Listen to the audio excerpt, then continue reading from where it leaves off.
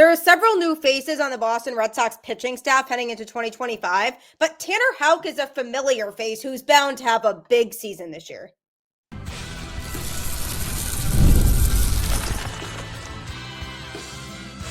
You are Locked On Red Sox, your daily Boston Red Sox podcast. Part of the Locked On Podcast Network, your team every day.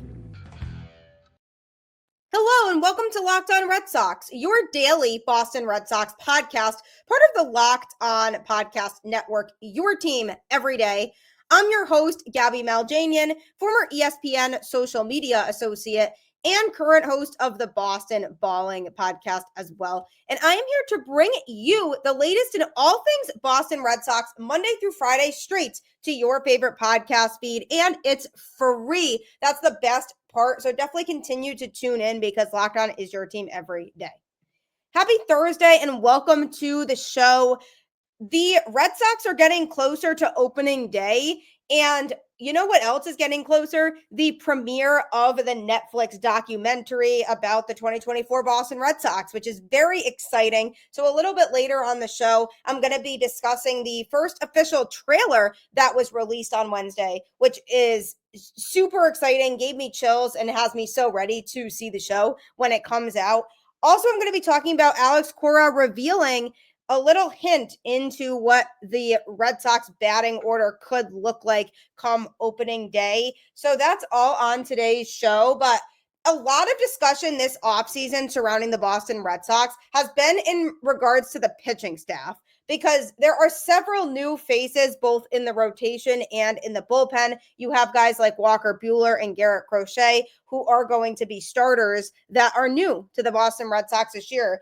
And then you have relievers in guys like Aroldis Chapman and Justin Wilson, who they acquired during the offseason, and a guy like Patrick Sandoval, who they may use as a starter or as a long-term reliever when he comes back from his injury, and he's expected to come midway through the season, make his return. So at that point, the Red Sox will have to decide what their rotation is looking like, if guys are in good shape or if they feel like they need to utilize him there. Otherwise, he'll likely be used in the bullpen as a guy who pitches longer stints. So with all of these new faces, including a guy like Lucas Giolito, who has been around the Red Sox, but hasn't thrown a pitch in a regular season game yet for the team, and same with Liam Hendriks, both guys who are coming back from injury and are hoping to bounce back. But despite all of the newbies that are coming onto this Red Sox roster this year, there are some constants. And one of those constants is Tanner Houck, a familiar face who had a really good season in 2024 and struggled a little bit in the second half,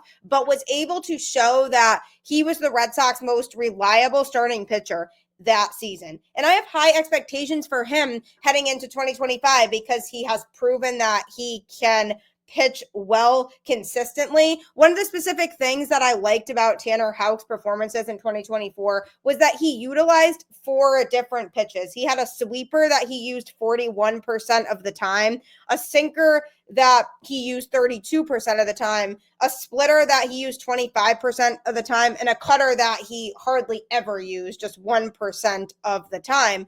But the good news is if you have 3 solid pitches like that you can use significantly and throw them well, you're going to be successful. And one of the biggest problems with Tanner Houck earlier on in his career with the Red Sox was that he didn't have a third pitch developed to be able to utilize. And if you only are relying on 2 pitches, it makes it difficult to be a successful starting pitcher because it'll be a lot easier for opposing hitters to figure you out. So that was one of the biggest obstacles in Houck's game that he needed to figure out, was adding that third pitch. So now he has a good 3 pitches that he's able to mix up and use. And then obviously every once in a while throwing in that cutter to keep batters on their toes.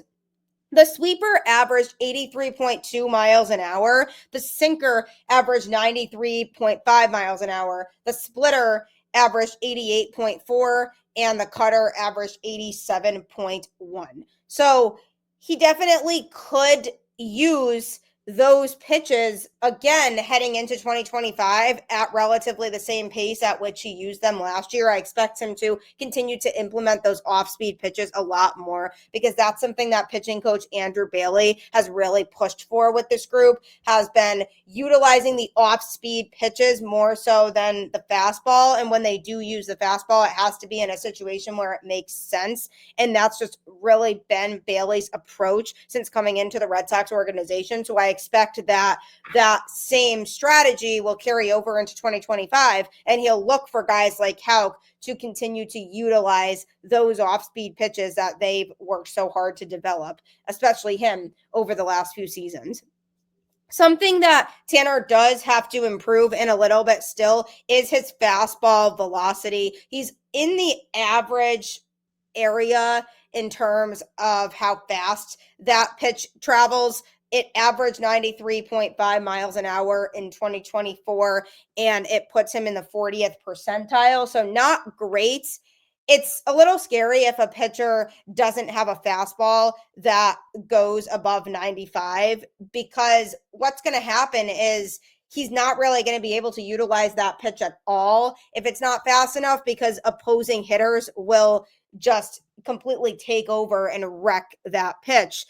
And there are situations that call for the fastball, and he doesn't want to restrict himself to be able to feel like he can throw his off-speed stuff really well, but be worried about utilizing the fastball because it doesn't travel at a fast enough speed. So therefore the hitter is going to be all over it. So that's something that going into 2025, I'm looking at as an area of improvement for him, is that fastball velocity. Now, one thing I will say about him that I think will set him up for a lot of success this season is because of the fact that he pitched more innings last year than he has over the course of the rest of his career.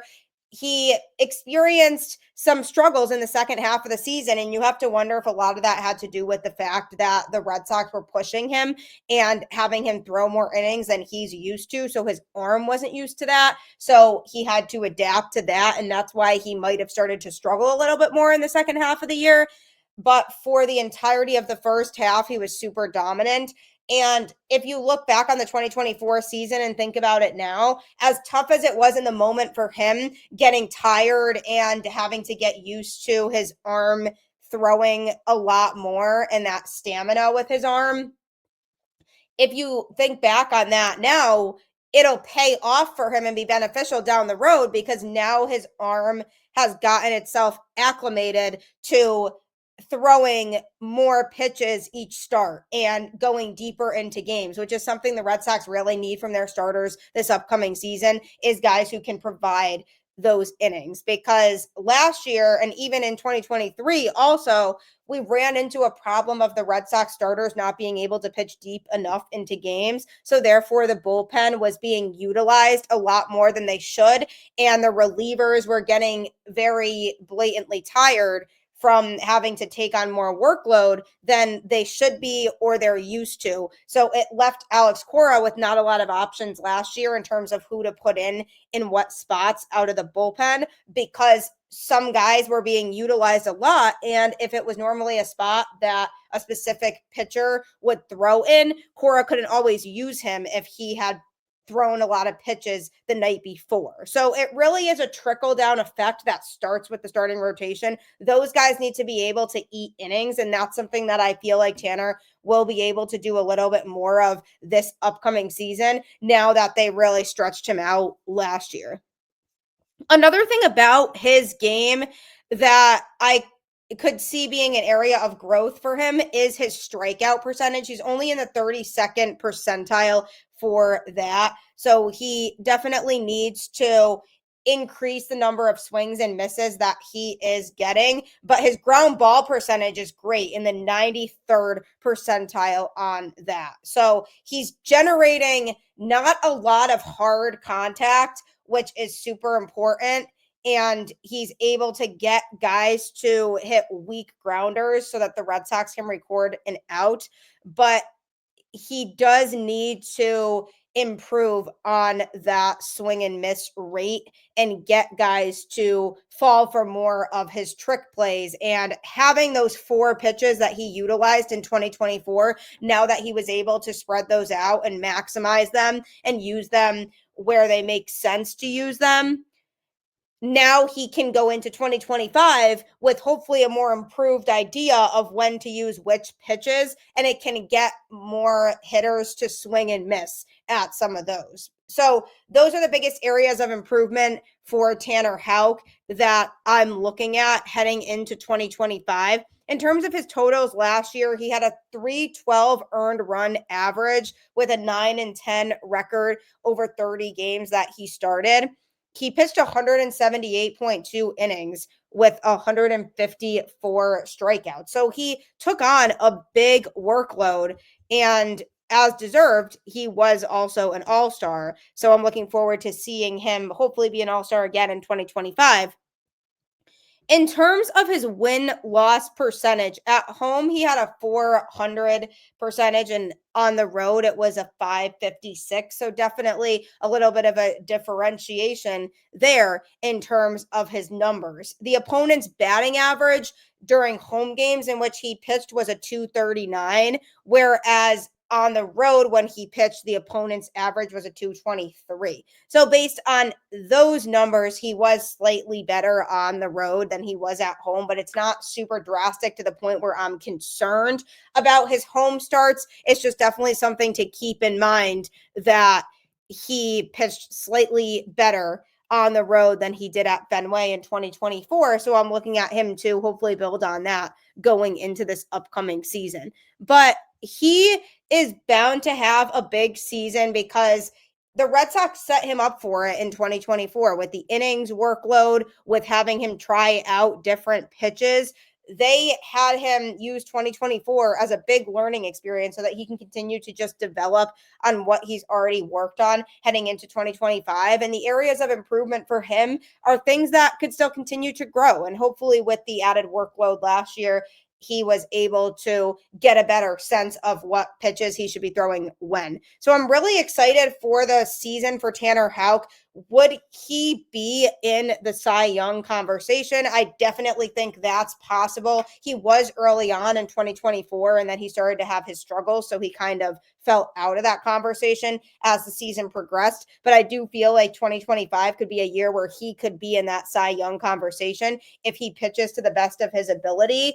And I'm hoping that him being able to go with Andrew Bailey's strategy will help him a lot more to succeed this upcoming season. So I'm really excited for the possibility of Tanner Houck. I don't see him being the ace of the pitching rotation at this point, but that is simply because of the fact that they have more pieces now in that rotation, like Garrett Crochet, who likely will be the number 1 starter. But I'm putting Tanner Houck as the number 2 behind him, no doubt about it. And who knows, maybe Houck outpitches Crochet. Not that it's a competition among your teammates, but you should be pushing each other. And that would be a good problem for the Red Sox to have if they have Tanner Houck and they also have Garrett Crochet, and these guys are going at it and both are out pitching each other, then that's a really dangerous 1-2 punch. So I think having Garrett Crochet here can push Houck to continue to elevate his performances so that he can be seen in that conversation of one of the best starters in the league. So having that 1-2 punch of Crochet and Houck is very good for the Red Sox. And then if you take Brian Bayo or Walker Buehler after that in that 3-hole, you're looking at a really solid rotation. So we'll have to see how that all pans out, because this could be a big year for Houck, being a guy who's a returning veteran who has a lot of experience under his belt by now. So I'm definitely rooting for a big season from him. And coming up, going to the offensive side of the ball, Alex Cora did give a hint as to what the lineup could look like come opening day. So I'm going to be discussing that next.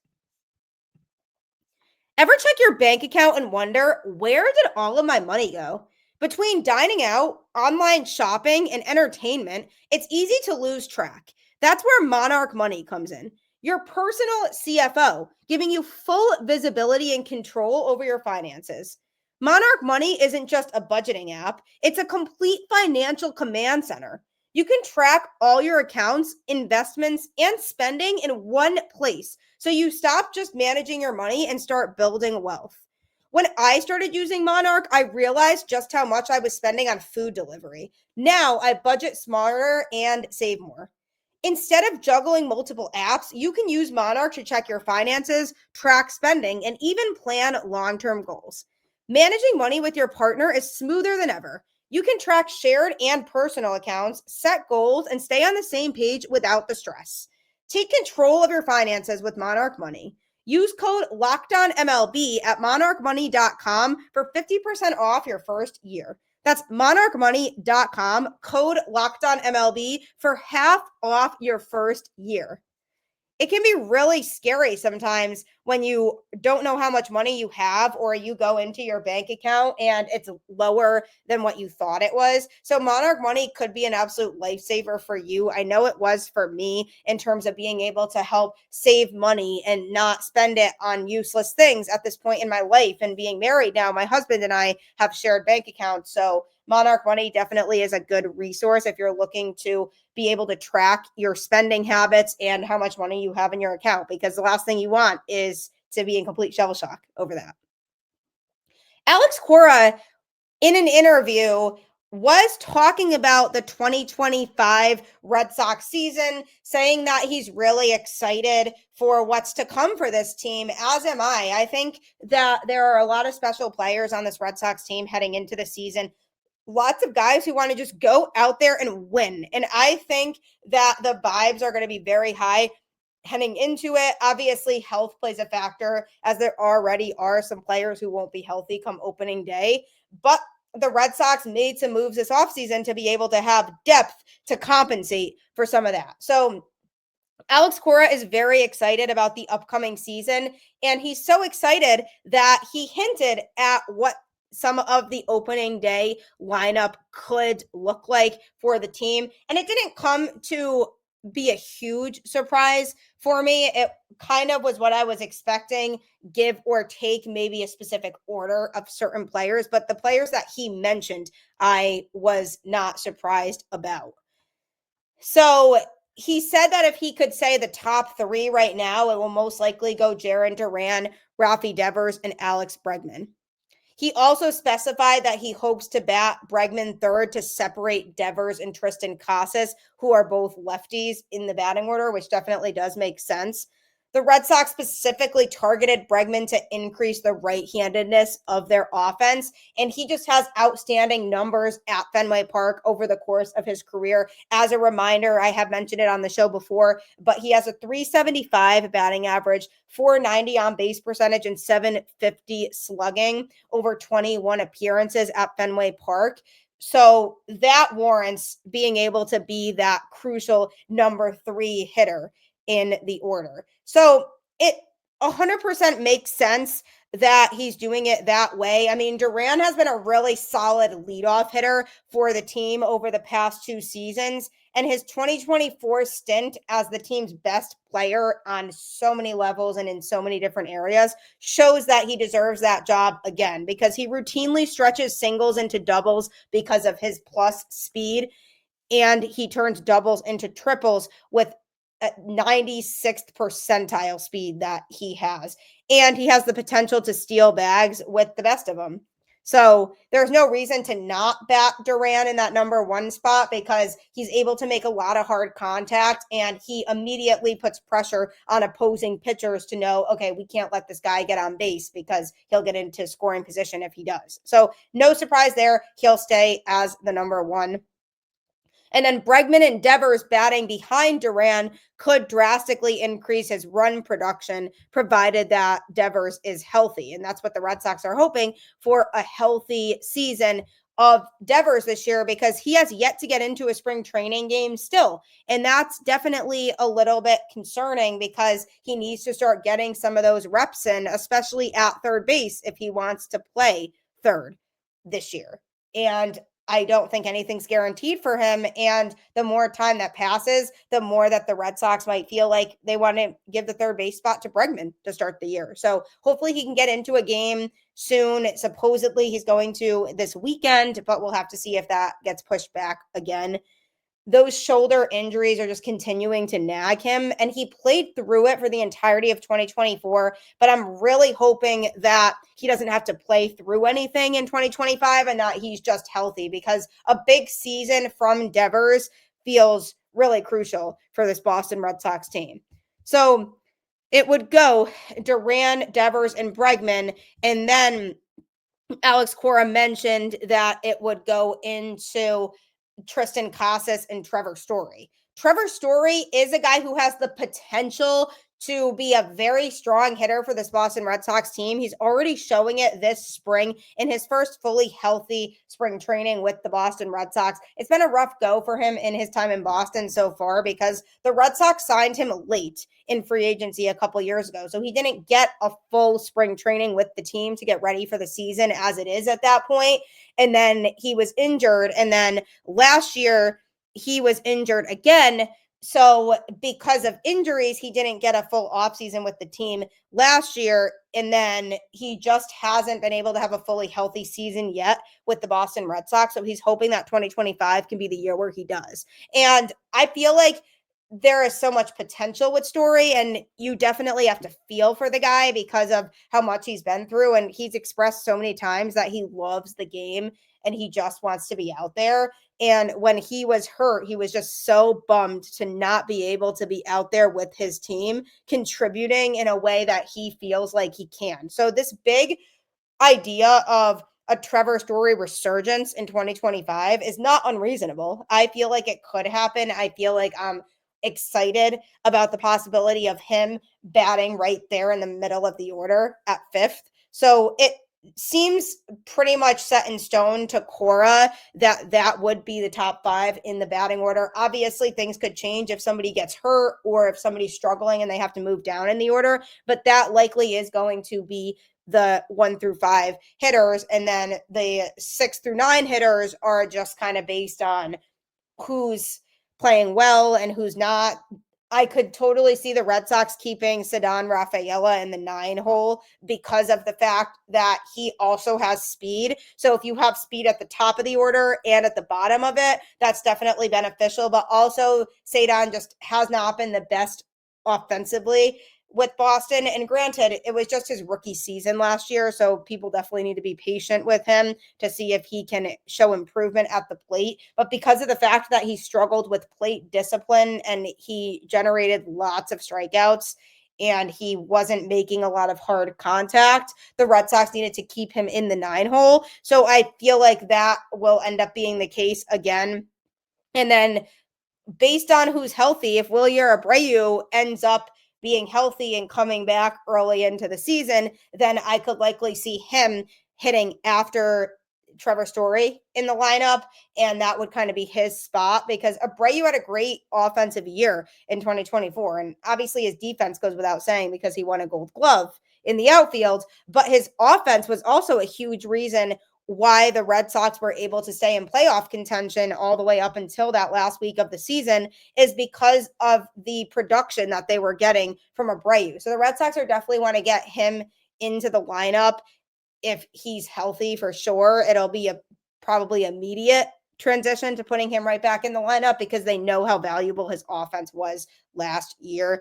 And then you can kind of play around with the other couple spots. Would you then have Connor Wong hit, who, by the way, definitely showed some improvement offensively in 2024 and definitely showed a lot of growth overall as a catcher. His workload was increased significantly in 2023 because backup catcher Reese McGuire was injured. So Connor Wong was playing in more games, and I think that paid dividends for him heading into 2024. And it really helped elevate his game a lot more. He still needs to be better defensively, so I feel like the Red Sox might look to have the backup catcher that starts the season on the roster be somebody who has stronger defense like Carlos Narvaez. But Connor Wong is a guy that the Red Sox believe in, and if he has a good season offensively this upcoming year, then that would be huge because the Red Sox haven't had a lot of contributions at the bottom of the order over the last few seasons, and it was always tough because it always felt like for a while that the 6 through 9 hitters were just automatic outs for the Red Sox, and they just weren't really getting the level of production that they need to be getting from those hitters. So it would be huge if Wilyer Abreu has another season offensively like he had last year. And then it would also be big if Connor Wong can continue his upward potential of what he showed last year. And the question then becomes, where does Yoshida hit? Do you put him before Abreu in the order, or where does he go? Or does he not even really slot in if Devers is DHing? Because if Devers is DHing, then you don't really need Yoshida, and then you kind of find a way to work him back in if you want to. But that's another factor to consider in this, is where would he hit if he is in the order? And also with the second base situation, who's going to play second base? If it's Alex Bregman, then it'll be still the same order that I've talked about, and either way, he'll be hitting where he's hitting. But if a guy like David Hamilton or Vaughn Grissom or Christian Campbell, per se, wins that second base spot come opening day, then there's going to be more decisions that are going to have to be made on who hits where in the lineup in the bottom of the order. But in terms of the top 5, Alex Cora seems pretty locked in on the guys that he has right now. And I just look forward to seeing what this offense can do heading into this upcoming season, because they already put up some competitive offensive numbers last year, and the offense only got stronger, hopefully, heading into this year. So I'm definitely excited for that. And I'm also really excited for the Red Sox Netflix documentary that is coming out in April. And the first official trailer came out on Wednesday. So I'm going to be discussing that a little bit next. Looking for a snack that's both delicious and nutritious? Crack into a good source of protein with Wonderful Pistachios. Wonderful Pistachios is one of the highest protein nuts. Each 1 ounce serving has 6 grams of protein, giving you over 10% of your daily value. Plus, they're packed with fiber and better for you unsaturated fats to help keep you feeling fuller longer. Personally, I love the no shells variety. It's the perfect grab and go snack for busy days. Whether I'm snacking at my desk, on a road trip, or just need a quick protein boost, they're always my go-to. And if you love cracking open every shell for that satisfying crunch, the in-shell options are a classic favorite. Get snacking and get cracking with the snack that packs a protein punch. Visit wonderfulpistachios.com to learn more.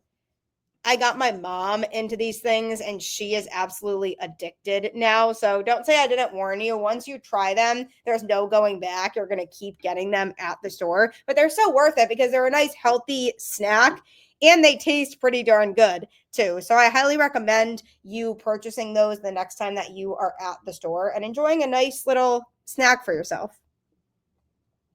I am so excited for the upcoming season of Red Sox baseball. I just feel like the vibes are really high going into this year. The players want to win. They are ready to win. And they now know that they have a front office who believes in them, because it was tough to say that the last couple of years when the front office didn't make as many big moves to improve the team. And now they finally have. And they said, okay, we want to see these current players win, so we're going to do what we can to get them some more help around them. So I'm really excited to see how everybody meshes and how things go. But while we get closer to opening day, we're also getting closer to the premiere of the Netflix documentary, The Clubhouse, A Year with the Red Sox, which is very exciting. Basically, the Netflix team followed the Red Sox throughout the course of the season last year and went behind the scenes of the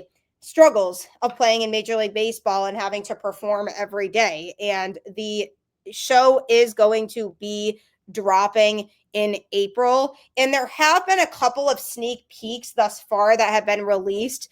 But on Wednesday, the first full trailer came out. It's an 8-part docuseries, and it provides unprecedented access to the team. And obviously, with the Red Sox being one of the most historic franchises in Major League Baseball, it was a good team for Netflix to pick to cover. And it ultimately does capture the successes and struggles that Red Sox players, coaches, and executives experienced in and away from Fenway Park.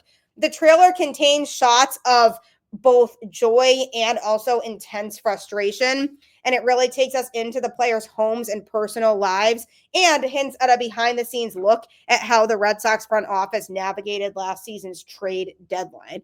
So I'm super excited about the series. I feel like I really liked the insight that was given. It took clips of interviews with players, coaches, other personnel, contributors, people who cover the team, and they just talked about a lot of the things that are a struggle. Andrew Bailey, the pitching coach, was in there saying that baseball is such a magical sport in that anybody on any given night can go out there and have a bad day, and you just have to be able to bounce back from that. And there are other clips of players talking about how not everybody can handle the mental aspect of baseball because you can really beat yourself up if you don't have a good performance. And the players who make it are the ones who are able to brush that off and move on to the next day. One line that really stood out to me was 162 games. That's a lot of bedtimes to miss. And it was a wife of a player holding a baby.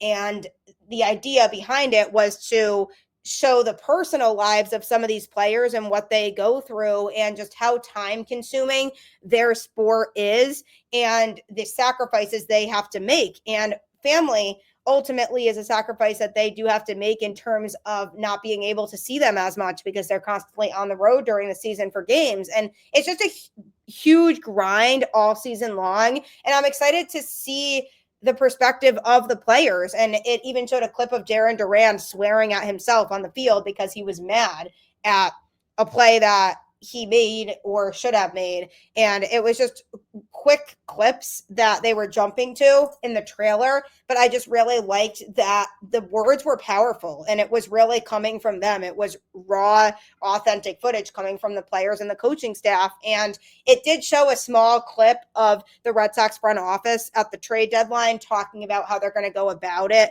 And they were just saying, we want to do what we can to improve the team. And, we all saw how that worked out in 2024. They attempted to make moves to improve the team and they didn't really work out.